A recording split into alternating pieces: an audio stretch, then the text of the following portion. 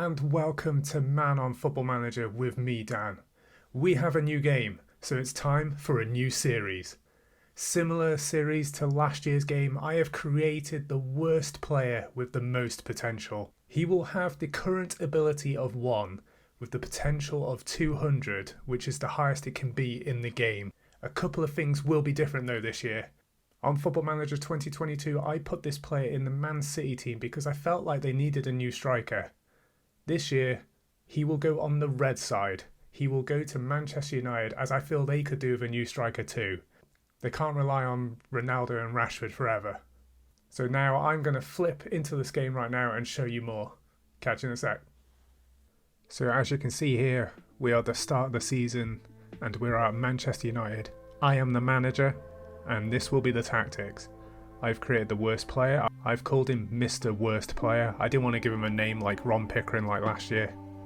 It just got a little bit too confusing, so worst player is probably the best way for me to do this. So here he is as a 16-year-old youth player on £180 per week until 2024, which is 2 years away. He's delighted to be at the club and he's got ones in pretty much everything apart from work rate and natural fitness. I want him to be playing every game, so natural fitness and work rate makes the most sense. Last year's game I had it as all ones and it just didn't work as well. But he's still got a current ability as 1. If I just quickly show you right now, see, it still says current ability 1. He's still the worst player in the game possible, but he has the potential to be the best. So, and I've changed it slightly to his attributes down here as well. So adaptability is 200, loyalty 200, professionalism, which is big, as I realised from you in the comments last year, is massive. Sportsmanship at 18, a couple of them I've changed just slightly, so pressure being 16, ambition 15, temperament 15, controversy 10, consistency 20, which I think he needs. Dirtiness I'm not too fussed about. Injury prone 3, I kept it quite low. Important matches 20, I want him at the big games, and also 20 at versatility. Positions, at the moment he's only a striker and he can use both feet. I'm open for him to play in other positions, but I kind of want to keep him as a striker for now. His player traits, I've got him to go forward whenever possible and play shots, just like a real striker. In terms of coaching, I am the manager, but I have set Erik ten Hag as my assistant manager and only assistant manager, so he can't go to any other club without being an assistant. All the rest is pretty much the same as any normal save in Manchester United. However, for the responsibilities, Erik ten Hag handles all the team selections for the first team, and then firing staff and hiring staff is all the director of football. I have no say in it at all. And that is not just with staff responsibilities, that is also transfers. It's all the director of football and the loan manager. Both contracts and offers to the club too. Media is all Erik ten Hag. Training is all Erik ten Hag for the first team. Tactics, ten Hag again.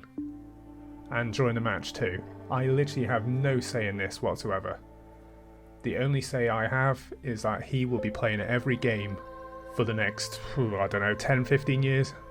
Another change I'm doing this series is usually I do a season an episode, whereas now I am going to skip 2 years, especially for the first couple of years in his career anyway, because he's all ones right now. He's going to be terrible. I want to see the progress, so I feel like for the next 2 or 3 episodes we will skip every 2 years until he's 23. So I will catch you in a second for 2024. So here we are in 2024, the 2nd of June, and it doesn't look great for Manchester United. They ended up in the second season 12th.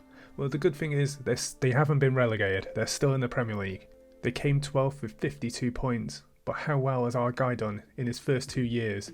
Well, it's kind of a good sign that he's their top goal scorer with 9 goals. He's scored some goals, which is good, but only 9, and that's the top goal scorer. No wonder they're 12th. But let's have a look at him, shall we? So he is 18 years old. He's still on £180 per week, but he's valued at 14.5 to 17 million, and his contract is about to expire in 28 days. His attributes have shot up dramatically in the last 2 years. Well, I'll say dramatically, but they were all ones pretty much. So he's doing well. He wants to commit his future to the club, and I'm going to give him that. I'm going to offer him a new deal, and we're going to sort that out for the next episode, and I will show you how much I got him down to then. But let's look at his overall stats in the last 2 years, shall we? So his first season, he played all games, 38, which is fantastic. He only scored 5 goals, no assists, no player of the match awards, and a 6.33. This is what I meant. This would have been a very terrible first episode if that ended like that. He improved a little bit this season. He played every game again. 8 goals this time, 3 assists, and 2 player of the match awards with a 6.54. Still not perfect, but he is improving. So the overall stats of him this season, he played 2 games in the FA Cup and scored 1 goal with a 6.60 rating, and the Carabao Cup he played 2 games too, but did nothing basically, and got a 6.25 rating, which is terrible. Overall this season, 63 shots, 23 on target with a 37% success rate, 40 off target, that's terrible too. He's having a dreadful time. The coach reports for him, potential to be a Premier League standard, which we all know. He's a Championship standard player. I don't see that right now personally, but you never know. He's come leaps and bounds as a footballer, and that's great to see. Works really hard for the team, that's why he's got great work rate, very consistent, which is great, but obviously he's got loads of problems, and he's nowhere near the top striker in this team. Not by a long shot, it's still Rashford. One thing that did puzzle me is someone actually wants him. He's wanted by PSG at the end of his contract. Wow, they've got some great scouts over at PSG. I have to give them that. But that's not going to happen, folks. He will sign another deal here. I will make sure of it.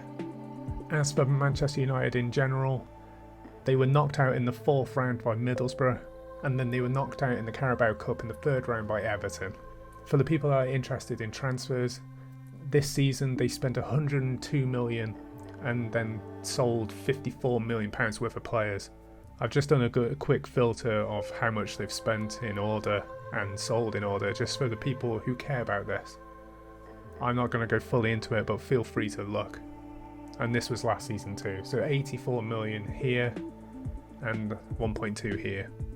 And last but not least, I nearly forgot to do this. His current ability now is 57. He's shot up quite a lot in the 2 seasons, but he's still got a long way to go until that magic 200. Can he do it? I think he can. And we're going to find out next episode. For another 2 years. In 2026, he will be 20 years old. How will he do? Well, we're going to find out soon. See you at the next one.